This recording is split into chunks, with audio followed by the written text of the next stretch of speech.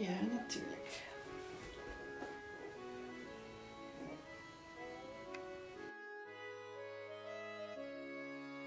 Hi, it's MJ, and before you ask, yes, I am still working on the Tea Witch gown. I'm actually right in the middle of that, but I am also doing something else. The other day when I found myself needing a break from the Tea Witch, I looked for something else to do. I still wanted to sew, but I wanted something a little less high profile than my Tea Witch. This is all in my head. I'm really building that project up to be some sort of dream project. Of course, it's just a dress like any other. Anyway, I was looking for something to sew that wasn't the Tea Witch. I got a hankering for making a medieval-ish dress. See, I've been collecting a certain kind of medieval-inspired fantasy style for a while now. I have a whole Pinterest board that is just filled with dresses like this. And basically these outfits come in three parts. There's a white chemise that has quite long sleeves, at least in the underarms. Then there's an overdress with short sleeves, usually in a bold color, something green or blue, but I've seen a lot of red and purple and yellow too. And then optionally there is also some sort of overgown. Could be sleeveless, could be something that is laced together. I mean, there's lots of different ideas out there, but there's something about this combination that just really pushes my buttons, and I've been wanting an outfit like that for ages. So I went shopping. Let me grab my fabrics now. I have to get up. I should really have prepared this differently. Oh well, I found this dark blue linen. It is quite dark, but it has a very rich blue sheen. When the sunlight hits it, it looks gorgeous. So I grabbed 5 yards of this. That way I know that I have a full skirt. So this is the trim I have. I'm not sure where I got this, but I've had this for a while, and I always thought it might look good as the trim for a fantasy gown around the neckline and around the arms. So I figured I'd use this. So while I was shopping, I also grabbed a whole bunch of white gauze. This is just a little bit of it. It's very, very lightweight and see-through, so I cannot wear this as a dress on its own. It's definitely just chemise material. So what I've been doing already is I made a sketch of how I'm going to make this. The underdress and the blue linen dress are definitely going to be basically kind of one-piece dresses with some gauze added. I am not going to make separate sleeves. I laid out my white fabric and I drew out the shapes in a pen that disappears with heat, then pinned it so it wouldn't shift and cut it out. And now I just have to sew the front and the back together and sew a channel around the neckline so I can put in a drawstring.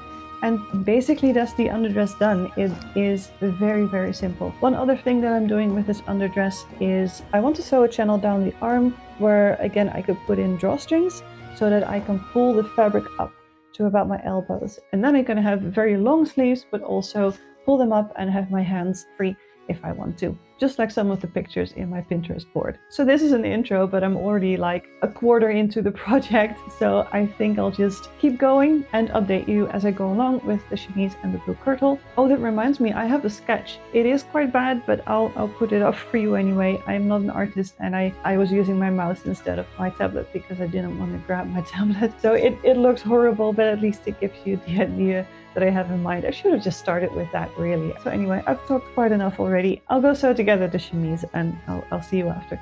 Okay, bye!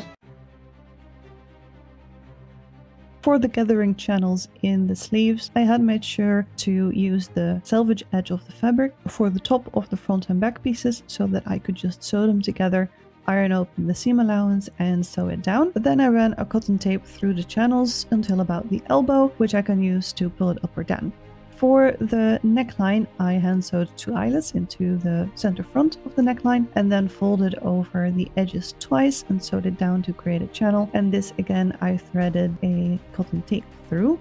I did all of this before the side seams were sewn up so that I could lay it flat and have easy access to it. So after that was done, I sewed up the side seams with Frenched seams. Lastly, I added a very tiny rolled hem.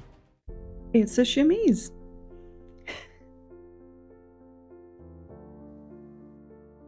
Okay, so I'm wearing my normal clothes under this because, as you can see, it is quite see-through. But Since this is a chemise and it's going to be underneath other layers, that's fine. Like the opacity was actually what I was going for the sleeves, so that works out very well. Oh, Nikki. Oh, niet in de kast. Niet tussen de spullen. Dank u. Okay, so what do I even want to say? Yeah, this is the chemise layer. Now I can move on to the short sleeve blue dress that it's gonna sit over top this one. One thing I did want to address is that this chemise is not very long. So partly that is because the actual width of the fabric was not quite as wide as was advertised. So I got 2 yards of it, and I wanted to make sure that I had most of the fabric widthwise to make sure that I could gather the neckline, have enough for the sleeves, and making the dress floor length was less of a priority. Also because this is a very white and very fragile fabric. I think if this were floor length, it would just get snagged on everything and get very dirty. So actually it being a little bit shorter works out well. So yeah, that's it. On to the main dress. For the kirtle, I folded my fabric into fourths and used a similar method as for the chemise, except this time I made it a bit more fitted because this does not need to be that loose. So I measured my shoulders, my bust, my waist, my hips, and I marked those points on my fabric. Then I basically connected the dots, added seam allowance, and that gives me a roughly dress shape drawing on my fabric.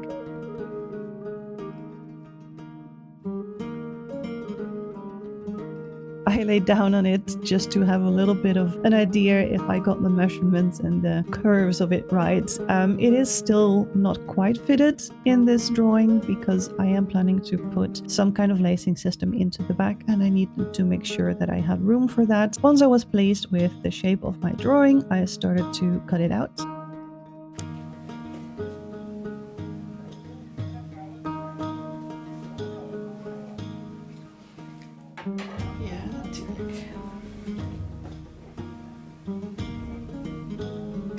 Now this shape is flared in the front and back, but that does not give me the volume in the skirt that I actually need. So the next step was making gauze. I used about 3 yards of my 5 yards of linen for the front and back shapes, and then basically used everything else to make gauze out of. These gauze I'm putting into the front and back and into the sides, which gives me a very, very, very full skirt.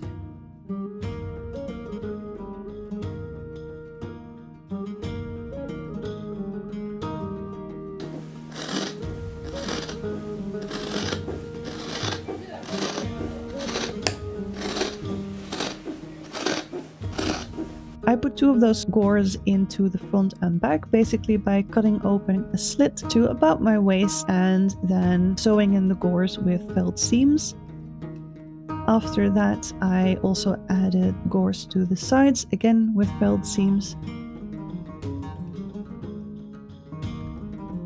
And lastly, I sewed up the side seams all the way from the bottom down to the hem of the sleeve. After that, I tried it on to see if the vision was getting there, and it was. So my next step was to finish the sleeve hem and the neckline and add the lacing in the back. The neckline I basically based on the chemise. So I put on the chemise over the kirtle and then drew out the shape of the chemise neckline, which is where I sort of wanted it to sit. The neckline of the kirtle is a little bit wider, so you can just get a little peek of the chemise. So once I had that roughly drawn out on my fabric, I basically made those lines a little bit neater.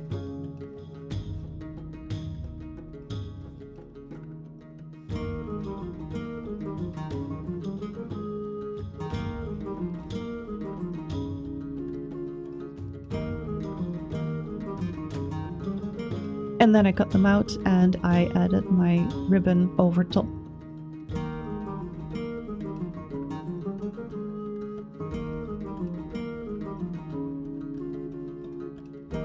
Now this is a curved neckline and my ribbon is very straight, so what I did was I sewed a gathering stitch around one edge of the ribbon and then gathered that until it would fit around the neckline nicely. So the outside of the ribbon was lying flat and the inside of the ribbon was gathered in very, very tiny pleats.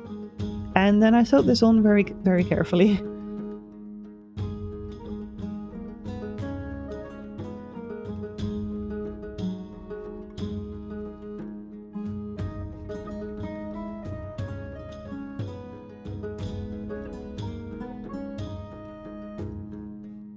For the lacing in the back, I grabbed some D-rings from my stash and I made a little tube out of my blue linen. This was a pain to turn inside out. This footage is not even all of it and it's sped up like 800 times. This was a pain to turn inside out, but I got there in the end. And then I got that out into smaller strips.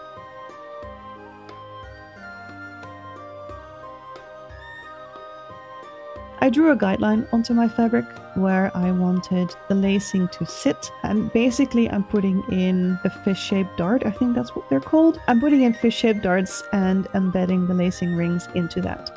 So to do that, I threaded my D-rings through each little loop of linen and then sewed it down by hand a little bit so it wouldn't shift around too much. And then I basted them into the darts where I wanted them to sit so that they would be even on both sides.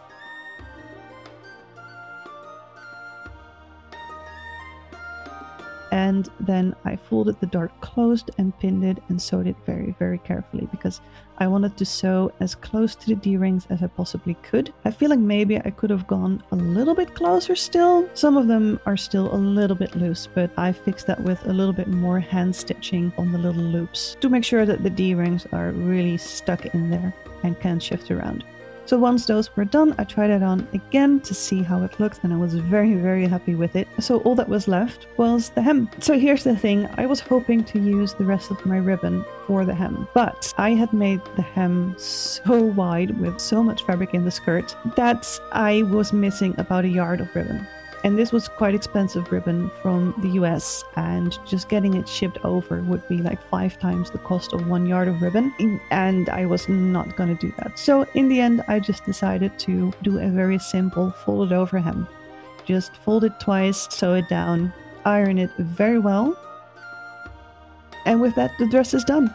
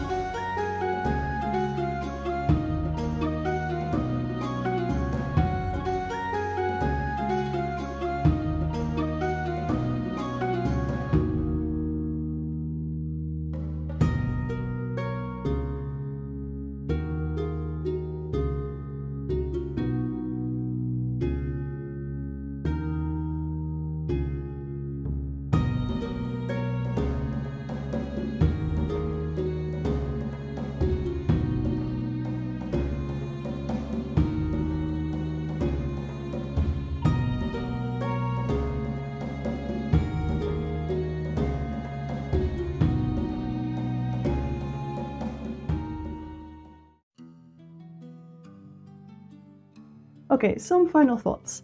This dress came out basically how I pictured it. It was very easy and fun to make. Honestly, this medieval style of making clothes out of rectangles-ish and triangles is a lot of fun. You can get away with just some very basic measurements and then tinker with it until it fits in a way that you like. It is kind of a boxy shape, but just having a little bit of curve in the side seams, the lacing in the back, and the gauze, all the gauze, just makes for a very dynamic garment. And it's really interesting to me how you can do that without having like princess seams. Anyway, yeah, the dress came out great. The chemise, I love the chemise as well. I also look forward to wearing this with other dresses. It's a little bit too sheer to use for all of my dresses as like a chemise, but I'm sure I can get more use out of it than just for this medieval blue dress. So looking forward to mix and match with that. Now, you may have noticed in the beginning that I mentioned a third layer,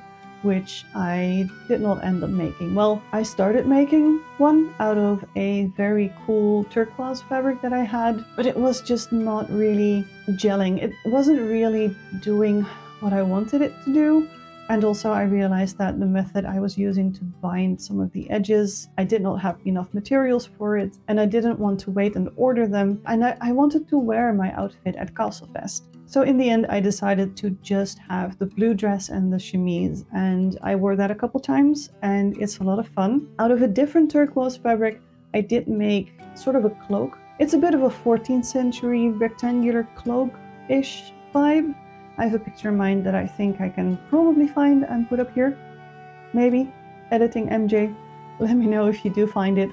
So I haven't worn this with the outfit yet because I wore it at Castlefest and it was too hot. And I wore it to get the reveal footage, but it was also too hot. So I haven't worn it in combination yet, but I do think that it looks cool together. I might still finish the original third layer that I had sort of an idea for. If I do end up making it, you might see it in a future video, but I don't think I'll be filming that process. It's just too vague for me. One other thing that I took away from this experience is that I kind of like having some sort of lacing situation in the back to tighten or loosen a dress according to what I feel like, if I want something very fitted or if I want to be a bit more comfortable. So I'm sort of thinking to incorporate that into some of my day dresses as well. Just make the garment a little bit wider on purpose and then put lacing rings in the back, and then just have a lacing in the back that I can tighten if I want to look snatched.